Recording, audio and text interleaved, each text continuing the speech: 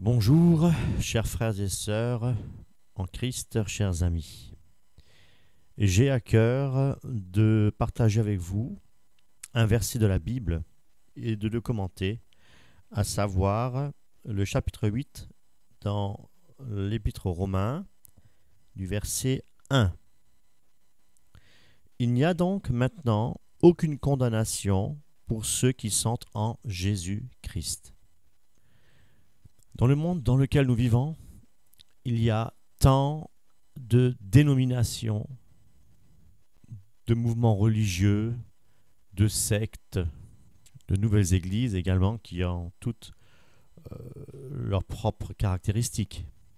Les unes tendances légalistes, pour d'autres plus basées sur les prophéties apocalyptiques, d'autres encore qui mettent l'accent sur tout ce qui est spectaculaire, le surnaturel. Bref, en tout cas, dans la diversité, chacun trouve son compte. Mais il y a un seul corps, le corps de Christ.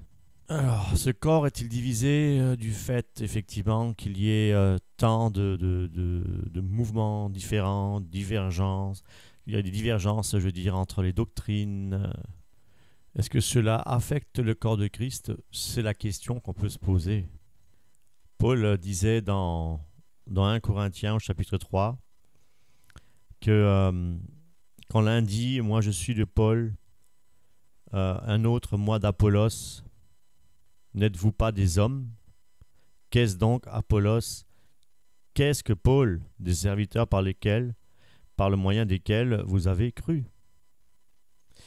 C'est exactement ce que nous voyons aujourd'hui, les divisions dans le corps de Christ. Nous devons comprendre qu'il y a un seul corps et non pas plusieurs corps. Il y a plusieurs membres, mais un seul corps.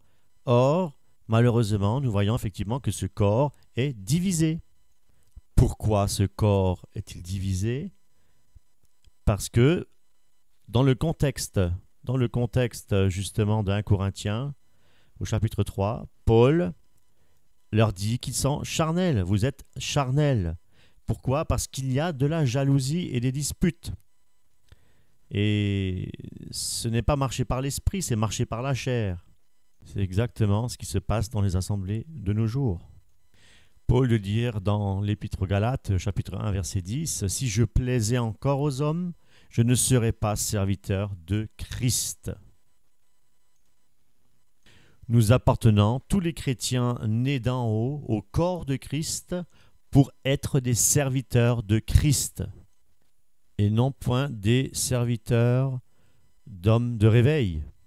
Nous croyons sincèrement que Dieu a suscité des hommes de réveil, des hommes qui ont risqué leur vie pour apporter l'évangile de Christ. Nous pouvons honorer de tels hommes, et femmes bien évidemment. Honorer, oui, mais non pas flatter ni suivre. Nous ne devons pas suivre un homme. Ne nous laissons pas séduire par son charisme, son éloquence et même son autorité. L'apôtre Paul l'a très bien illustré dans 1 Corinthiens chapitre 2, verset 4. Lorsqu'il disait « Ma parole et ma prédication ne reposaient pas sur les discours persuasifs de la sagesse humaine, mais sur une démonstration d'esprit et de puissance. » Oui, l'Évangile est une puissance de Dieu pour le salut. Le salut est en Christ et non pas dans une quelconque dénomination, voire une secte. Se proclamer être dans la vérité et accepter des enseignements de la tradition des hommes, c'est se compromettre. Le corps du Christ est-il divisé? Sommes-nous pour Apollos? Sommes-nous pour Saint Augustin? Sommes-nous pour Irénée ou Justin le Martyr? Ou peut-être même pour Darby? Sommes-nous peut-être pour John Wesley? Sommes-nous peut-être pour Charles Finet? N'est-il pas écrit dans Hébreux, au chapitre 1, après avoir autrefois à plusieurs reprises et de plusieurs manières parlé à nos pères par les prophètes, Dieu, dans ces derniers temps, nous a parlé par le Fils, qu'il a établi héritier de toutes choses, par lequel il a aussi créé le monde. Malheureusement, aujourd'hui, nous rencontrons dans les églises des hommes qui utilisent de leur plein gré un pouvoir qui ne leur a pas été attribué, en allant même jusqu'à juger et condamner leurs ouailles.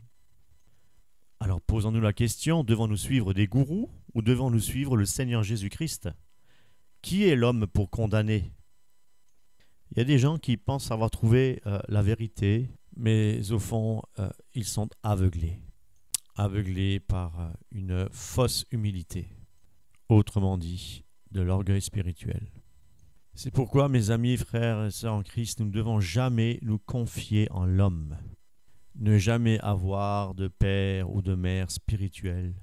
C'est une vérité. Il y a des responsables d'église, des pasteurs même, qui, peut-être même pensant bien faire, suivent de près leurs ouailles pour leur dire ce qu'ils doivent faire, ce qu'ils ne doivent pas faire. Et cela peut devenir très dangereux. Et pourtant, Dieu nous a affranchis pour nous rendre libres. La liberté est en Christ. Et l'Église du Christ dont nous faisons partie, non pas par une dénomination particulière. Ce qu'il faut comprendre dans ce message, c'est que nous sommes les membres d'un seul corps. Et tous ceux, effectivement, qui sont nés d'en haut et qui appartiennent à Christ, l'Église invisible qui forme le corps du Christ, dont Christ est la tête et non pas un homme, et non pas un bishop, et non pas un pasteur ou qui que ce soit. Christ est la tête de l'Église. Et nous sommes tous des serviteurs du Christ et nous sommes tous frères et sœurs en Christ. L'autorité est Christ et non pas un homme. Si Christ est la tête de l'Église, nous ne pouvons pas représenter l'autorité, mais l'autorité est Christ. L'autorité a été donnée à un chef. Or, Jésus-Christ est le chef de l'Église. Le disciple de Christ appartient à Christ et non pas à une dénomination particulière, ni à un mouvement particulier, mais au corps du Christ, dont il est le chef. Mes amis, soyez bénis.